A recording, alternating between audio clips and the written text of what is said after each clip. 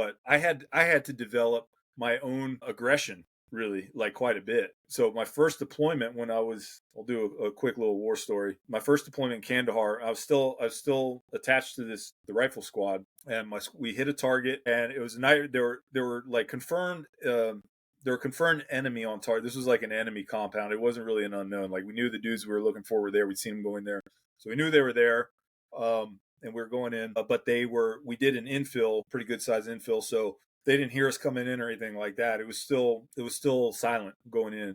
And I was going to clear one of the outbuildings. They were in several different outbuildings, and I go to the door, and it was just a doorway. There was nothing on the door, right? So I can see into the room in night vision, and there's a guy in there asleep on the floor in kind of the back left corner. And I'm outside the room, and I'm sweeping, before I clear in, and there's a PKM leaned up against the wall on the other wall. And so this is one of the maybe like third or fourth mission out. This is pretty early on. We weren't in contact yet. Everybody on target was still asleep as far as we knew, but we knew we were going to like ball them up or smoke them.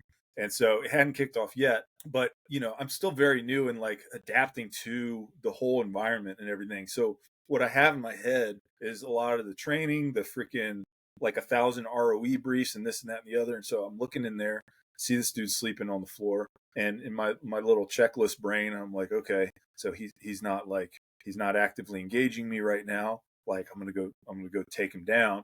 So I enter the room, like clear the corner, and then I'm driving to him to zip cuff him, And I get like halfway into the room. I was the one man.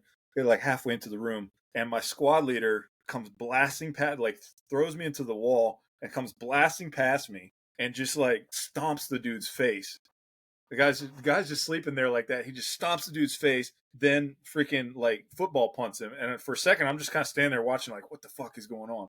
Football punts his face, blows his teeth into the wall and everything. And another dude's on him, and they're like throwing cuffs on him and everything. As soon as they get him like contained, he wheels around, whips his nods up, gets right up in my face like this. And he's like, what the fuck are you doing? Why didn't you smoke that motherfucker? And I was like, like, Sergeant, I was like, he was asleep. He's like, do you know he was asleep? Do you know he had an S-vest on? Do you know he didn't have an S-vest on? He's like, you saw the gun in here, right? I'm like, Roger. He's like, motherfucker's a combatant. He's a threat. I'm like, he wasn't shooting at me. He's like, you gonna wait for him to shoot you? And he's like in my face screaming at me. And it was just like, oh, I'm like, all right.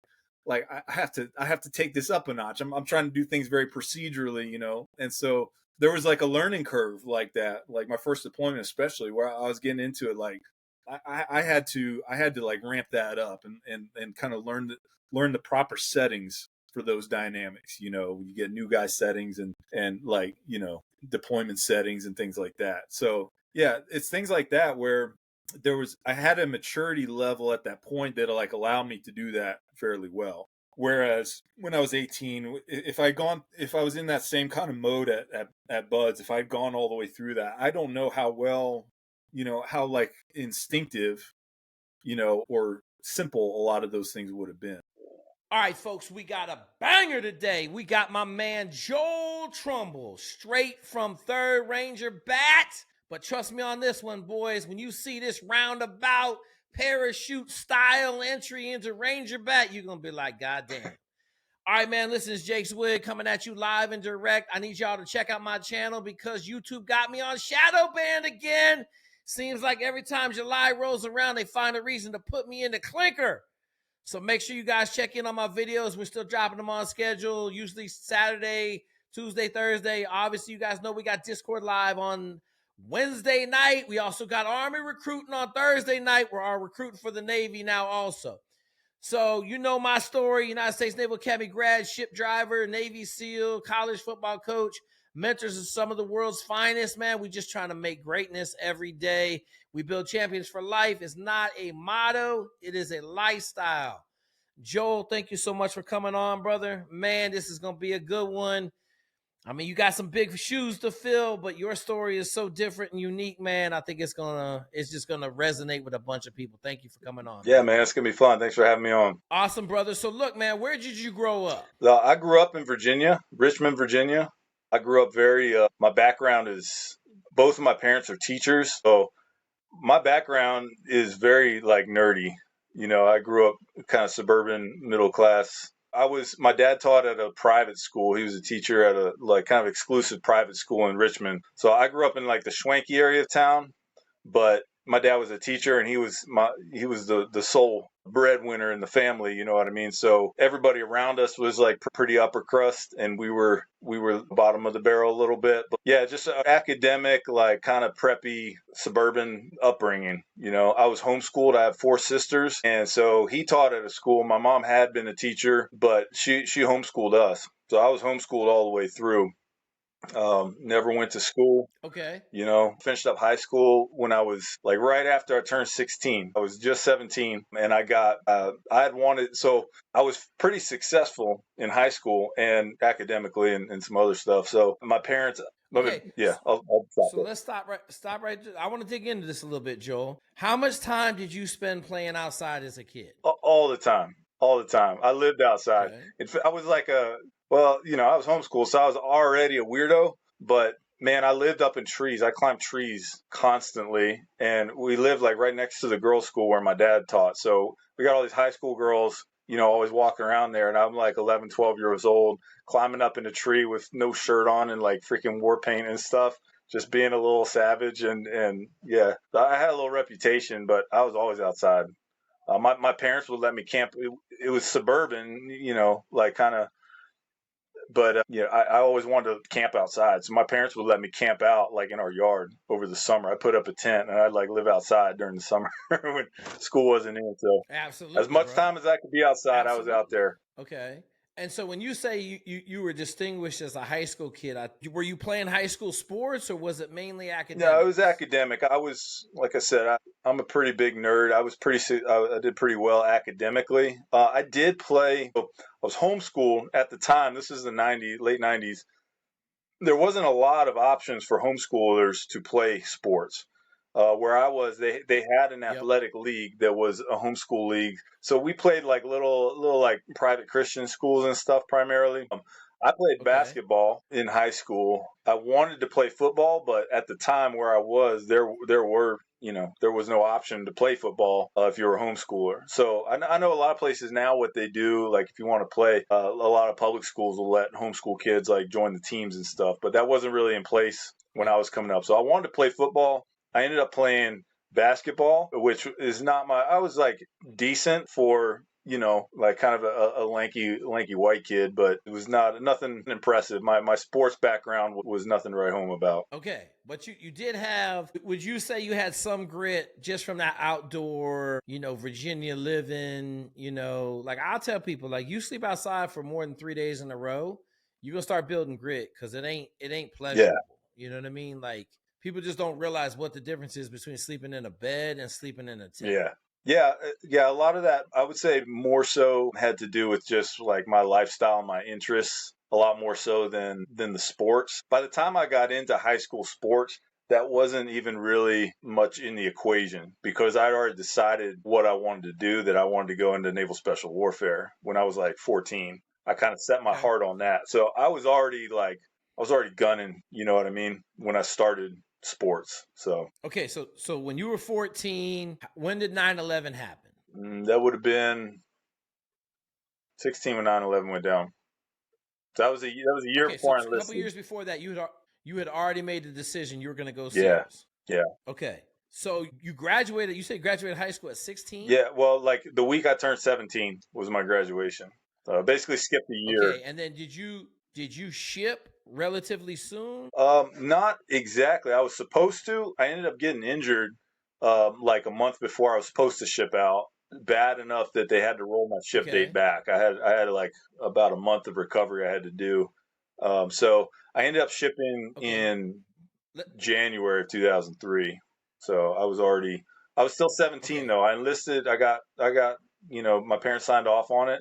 I enlisted when I was 17. Yep. And went off to boot camp. Yeah. Okay, let's talk about your physical preparation to get ready to go to SEAL training. 2003, the war was rolling. Yeah. Right? Like you knew what you were getting into. Yeah. What did your run in preparation look like? All right, so this is a kind of interesting part of the story because I started out like the first 2 years I was really gunning for that. I there was a good amount of information at the time, again, late 90s. So like Stuart Smith's Bud's prep book had been out. There were some, you Yep. could, if you were looking around, you could find info about it. It wasn't like, the 80s where no one knew what the hell was going on in Bud's or what you had to do. So I did a lot of research, and I was kind of self-directing it and trying to follow programs and things like that. I was doing it on my own for a while. And I was putting in the work, but I didn't, I was a young kid and I didn't have an athletic background either. So I didn't really know what I was doing. And I didn't know that I didn't know. I was just trying to follow the book and everything, but like there's finesse that goes into building and following, like really maximizing something like a running program. Take a kid who's never run before and like, all right, I need to get you running 4 miles, 6 miles. I'm trying to get your 4 mile time down under 30 minutes.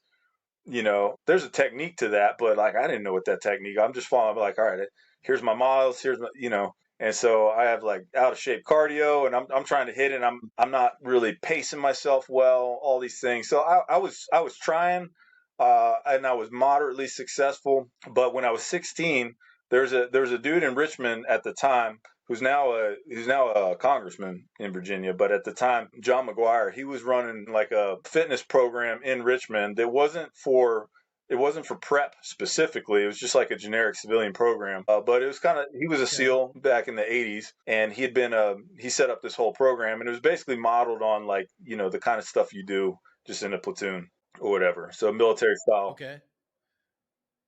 Team-based fitness. So I jumped in with him and started doing that. And he like there was me and one other dude who both wanted to go to Bud's. And so we would do like the workout with the whole group. But a lot of times after we were done, it was like an hour workout. They had one in the morning, one in the afternoon. I would try and hit both in the same day if I could, but I'd always hit one. But like if we were there in the evening, after like the main crew, it's like accountants and housewives and stuff, they kind of finish up and go home. He would usually, a lot of times he'd stay after with me and my buddy, and he would kind of work on like individualized coaching with us. We'd get some extra that was more, he was trying to like train us up for that. So that's where I really started getting the training kind of more locked on. Somebody who knew what they were doing and were helping me out with it. Plus the team environment, it helped me to like nail down a lot of those things that when you have no background and you have no experience and you're a young kid trying to figure out, like there's a lot of things that are not complicated, but they're not necessarily intuitive either. So it just takes a little bit to get into it. Yep. Do you remember roughly how many miles a week you were running? I was aiming for 20. A lot of weeks I'd do 20. Some weeks when I was doing it solo too, I had some weeks where I wasn't hitting it that much, but yeah, at least 12 miles a week and usually close to 20. I was aiming for roughly about like 4 miles a day average, take a couple of days off on the weekend. Okay. And then what about swimming? Swimming, I did a lot of that. That was all solo stuff pretty much. So I would just go down to the community center and just hit the laps in the pool. And I hated that, by the way. I was like, yeah, I'm not a natural swimmer, and it was all like just getting in the water and putting in reps with like no technique, really, no guidance, or like here's how to maximize and really be awesome in the water. It was just me freaking trying to get it out as best I could as like a 15-year-old kid. So it wasn't great. Yep. It was adequate though. So I wasn't really hurting on anything when I got to Bud's. I was always kind of like middle of pack. So, but a lot of that I attribute to John and kind of him helping me out and like kind of taking it to that next level. I don't think I would have been quite where I was just if I'd flown solo the whole time. All right, so cool. So middle of the road preparation. I want to talk about this aspect of it because I don't want to have to come back to it. You're 17 going to the hardest military training in the world. And if my memory serves me, like the youngest kid was 17 when he got to Bud's. Well, he graduated Bud's at 17.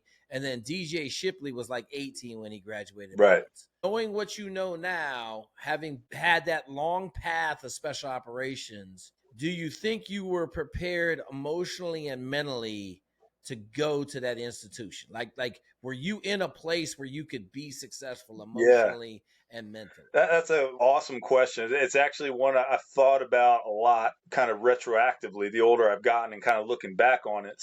Yeah. there were, in retrospect, and then having gotten into the special operations community eventually, and just kind of seeing what goes into all that, there's a lot I did not recognize or understand on the front end when I was 17. And I don't really know there's any way around that. What the hell are you going to know when you're 17? So I was fairly well prepared on the physical front. We can talk, some training stories if you want, because there were a couple areas that did kick my ass. But overall, we'll get into buds. I just so one of the things I tell all my 17, 18-year-olds fresh out of high school, I got two paths for you. Just like if you're going into Army Special Forces, go infantry. Again, 101st, right? They got the option 19 contract. You can get guaranteed your first duty station. Second thing is go work construction for 2 years, right? Like if you're going to SEALs, the Marine Corps can just steal your soul. Yeah. But I tell everybody the Marine Corps is fucking murdering buds, right? But you got to go do 4 years in the Marine Corps. Okay, well, if you don't want to go do 4 years in the Marine Corps to get ready to go to buds and mature a little bit, just go do 2 years of construction. Yeah. 2 years concrete, roofing, framing, track. I don't care what you're doing in construction, because we know construction's fast paced. You're going to work 360 days a year. You're going to work in the cold. You're going to work in the heat. You're going to build grit, and you're going to be working with a bunch of fucking asshole construction. Yeah. And so that is very beneficial emotionally for you to go to buds and be successful as a 20-year-old that you wouldn't have as an 100%. You're absolutely right. And I realize that now. That was not really on my radar when I was 17, though. But again, you don't know what you don't know when you're that young and inexperienced. I was really impatient. This was the thing. I was obsessed with this. I was like, I want to be a SEAL. That's all I want to do. And I couldn't wait to get that. That's why my mom was trying to talk me into going to the Naval Academy and getting a commission first. And I'm like, I can't. This is 2003. War's going. We're in the middle of it, right at the beginning. But at the time, I didn't know I was right at the beginning. I was like, what if we freaking kill everybody and it's done? By the time I get there, it's all over. So I was driving, and I think you're right. In retrospect, there was a lot that was not on my radar, and I really don't know that I had the emotional and maturity elements that would have been necessary to be successful long term. I don't know that I had those actually when I was 17. So in a way, it was kind of like a grace that things happened the way they did, to kind of a lighter failure, I guess, to forestall a heavier failure, something like that. Well, Joel, I'll tell you, there's only 5 out of 250 dudes that make it a year out of high school. There's 5. Yeah. So I would make an argument shit, you shouldn't have went, right? Yeah. I tell everybody you couldn't have told me that though when I was 17. There's no way, I would have blown that right out one ear out the other. But that's the whole reason we're shooting this video. Yeah. Right? I want people to hear. Yeah. You fuck, I'm not listening to that shit. I'm gonna be 5 out of the 250, right? I'm gonna be in that 2% club. Yeah. And I tell people all the time, man, listen, I don't care. The difference between 18 and 20 is so big, emotionally. And so and the other thing I can say is I don't know, shit, there's a lot of luck involved. You didn't get hurt. There's shit involved in buds that you can't control. Yeah. And when you're 18, first time away from home, put that on there too. First time away from home, now you're in buds, right? And you're in the most physically demanding, cauldron of fucking hell you can be in. And, you just left home 3 months earlier and you're crying about your mom not making your bed. Right. So, all right. So you go to boot camp. Obviously, you handle problems in boot camp, I take it. No, it was all. So I did the Naval Sea Cadets when I was in high school for a year or two. Okay. So a lot of the kind of generic military, this and that I was already well familiar with. And like I said, I was gunning for it. So none of that stuff was even, I was just kind of get through that because to get to where I wanted to go, none of that was even on my radar. Yeah. No issues there. Okay. So let's talk about I know back then they didn't have X Division. You were just a regular dude in boot camp. Mm-hmm. And then you went to Bud. Did they have Bud's prep when you fired it up, or in basic? Yeah, at the end of basic, was there a 6 weeks Bud prep? It wasn't that formalized. So they had the dive motivators there, and it was me and 3 other dudes in my basic training, not platoon, what do they call it, division, company, that were all going to Buds. And I don't know if any of us actually had contracts. So they were doing the SEAL contract at the time. I think all of us were just volunteers. So we would get to go and we would do like some extra PT and stuff and some water things with the dive motivators in the morning, which was it was a handful of SEALs. I think like an EOD dude and a diver or two or something like that. And they just put us in the water basically and smoke us up a bit. So that's about, it wasn't very formalized. That's all we did. But I did do the, they did the PFT, the screening test there at basic. So then I kind of got confirmed on orders, and they're like, all right, you make it through A school, no problem. Because that was before the SO, however they do the SO thing. It was, you went through regular A school and then went. So I had to do that. And what was your A school? Machinist mate, which was a mistake. And again, that's a mistake that was due to that. It was 100% due to that impatience I was talking about when 17-year-old kid. I'm in the recruiting office. I got a 99 on the ASVAB, and the recruiting station I was at was like inner city. And so the dude who, when I did the ASVAB, like my recruiter he was like, you want to go nuke? You want computers, man. Let me put you in computers. And I was like, no, I want to do this. And he was like trying anything he could to get me. And I was like, no, I know what I want to do. I want to do this. But I picked Machinist Mate kind of out of the hat because that was like the soonest ship date and the shortest A school. And so I didn't care. I'm like, I'm not worried about that. Like, what's open? And like, yeah, I'll pick that. That's fine. So I'll do whatever, freaking 8 weeks of engineering. Man, 99. So dude, I would have been like, hey, Joel, it's crazy because if I had got my hands on you, I'd have made you go to Naval Academy. Yeah. Right? Like I'd have made you. Or West Point.